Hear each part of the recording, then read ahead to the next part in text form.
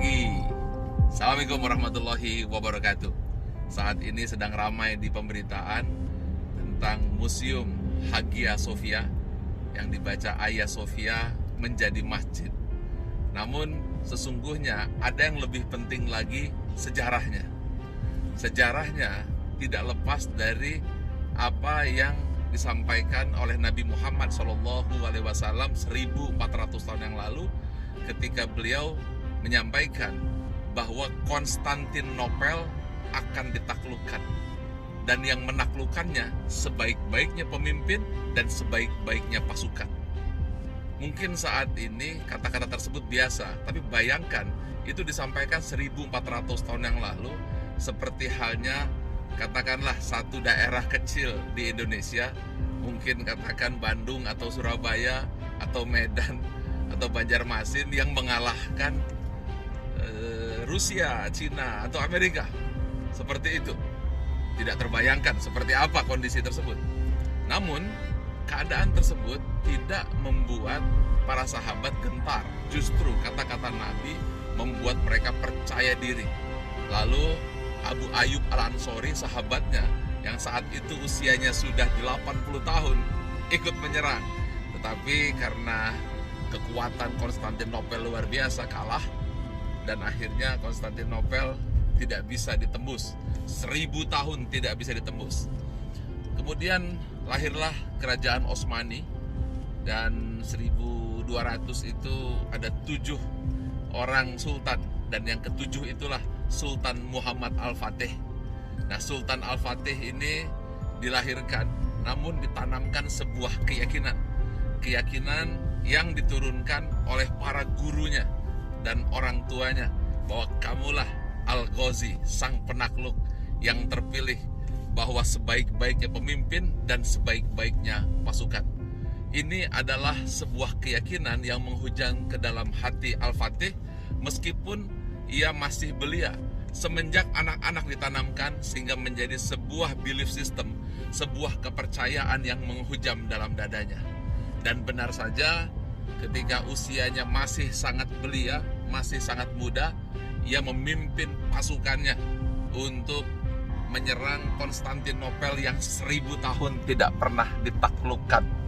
Tentu dengan kekuatan yang luar biasa, sampai ada meriam yang garis tengahnya itu 80 cm, panjangnya 5 meter, ditembakkan. Kemudian dibangun lagi oleh Konstantinopel, ditembakkan, dibangun lagi, dan tidak bisa ditembus. 11 kali serangan dan gagal lagi.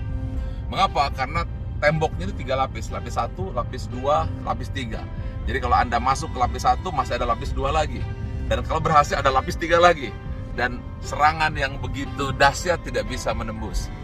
Kemudian saat suasana yang sudah dikatakan hampir putus asa, tiba-tiba Sultan Muhammad Al-Fatih membuat sebuah kejutan yang luar biasa. Jadi kalau kita melihat Konstantinopel ini, ada sebuah selat atau katakanlah sungai kecil yang disebut dengan Selat Golden Horn. Nah, Golden Horn itu adalah titik yang sebenarnya apabila masuk, itu akan langsung masuk ke jantung Konstantinopel. Tapi dia ditutup oleh rantai. Apa yang dilakukan? Sesuatu yang tak pernah terbayangkan. Sultan Muhammad Al-Fatih membawa 72 kapal lautnya naik ke Bukit Galata. Jadi bayangkan, ini adalah Konstantinopel, di sini ada lautan, di sininya ada bukit, dan 72 kapal dibawa dan langsung masuk ke dalam Selat Golden Horn atau jantung angkatan lautnya Konstantinopel. Dan akhirnya singkatnya dikalahkanlah pada tahun 1453, dan disitulah sejarah yang luar biasa sehingga tempat ibadah tersebut diganti menjadi masjid.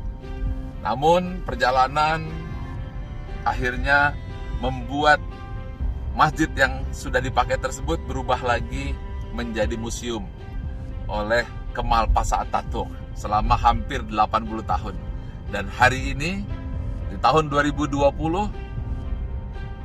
museum tersebut kembali menjadi masjid.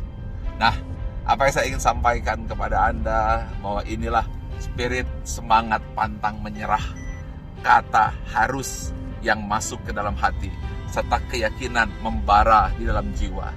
Itu yang juga harus Anda ingat, bahwa untuk membangun bangsa, membangun Indonesia harus punya keyakinan kuat seperti Sultan Muhammad Al-Fatih. Namun jangan lupa, di dalam lokasi tersebut, di Istana Topkapi, ada sebuah gereja, namanya adalah Hagia Helena, di mana di situ gereja tetap dipertahankan oleh Al-Fatih. Jadi artinya kemenangan ini tetap menjaga kerukunan antar umat beragama. Inilah pelajaran kunci kekuatan kepercayaan diri yang menghujam, di mana kata-kata Nabi membuat ia percaya dan akhirnya terbukti, namun juga tetap dijaga toleransi. Semoga bermanfaat kisah ini, dan semoga Anda menjadi Al-Fatih muda untuk membangun bangsa, membangun keluarga, membangun Indonesia dengan semangat yang pantang menyerah. Seperti halnya dulu Bung Karno juga pernah katakan, merdeka atau mati. Pagi.